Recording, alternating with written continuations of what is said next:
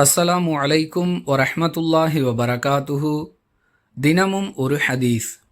உங்களில் ஒருவர் தன் மனைவியுடன் உடலுறவு கொள்ளும் பொழுது, அல்லாஹுவின் திருப்பெயரை கொண்டு உடலுறவு கொள்ளப் போகிறேன். இறைவா, எங்களை விட்டும் ஷைத்தானை தூரமாக்குவாயாக. எங்களுடைய இந்த உறவின் மூலம் நீ எங்களுக்கு வழங்கக்கூடிய குழந்தை பாக்கியத்தை விட்டும் ஷைத்தானை அப்புறப்படுத்துவாயாக என்று கூறிய பிறகு உடலுறவில் ஈடுபட்டால், அந்த உறவின் மூலம் அவ்விருவருக்கும் அல்லாஹ் வழங்கக்கூடிய அந்த குழந்தைக்கு ஷைத்தானிடமிருந்து எந்த தீங்கும் ஏற்படாது என்று அல்லாஹுவின் தூதர் ஸல்லல்லாஹு அலைஹி வஸல்லம் அவர்கள் கூறியதாக இப்னு அப்பாஸ் ரதியல்லாஹு அன்ஹு அவர்கள் அறிவிக்கிறார்கள். நூல் புகாரி, ஹதீஸ் எண் 141.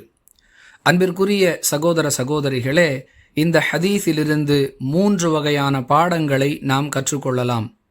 முதலாவதாக, தம் மனைவியுடன் உடலுறவு கொள்ளும் பொழுது என்று ரசூலுல்லாஹி ஸல்லல்லாஹு அலைஹி வஸல்லம் அவர்கள் பயன்படுத்தக்கூடிய வாசகத்திலிருந்து, எந்த ஒரு ஆணும் தனக்கு அனுமதிக்கப்பட்ட இடத்திலேயே தன்னுடைய முத்திரையை பயன்படுத்த வேண்டும், அதாவது ஹலாலான முறையில் மட்டுமே உடலுறவு கொள்ள வேண்டும் என்பது நாம் கற்றுக்கொள்ள வேண்டிய முதல் பாடம்.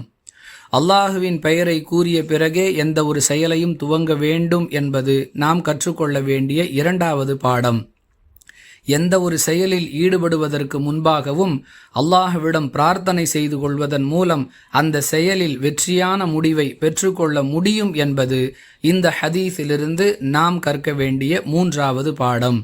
இதுபோன்று நம்முடைய வாழ்வில் நாம் ஈடுபடக்கூடிய எந்த ஒரு செயலாக இருந்தாலும் அல்லாஹுவின் பெயரை கூறி பிரார்த்தனை செய்து அந்த செயலில் ஈடுபட வேண்டும் என்ற பொதுவான ஒரு பாடத்தையும் இந்த ஹதீஸிலிருந்து அறிந்து கொள்கிறோம்.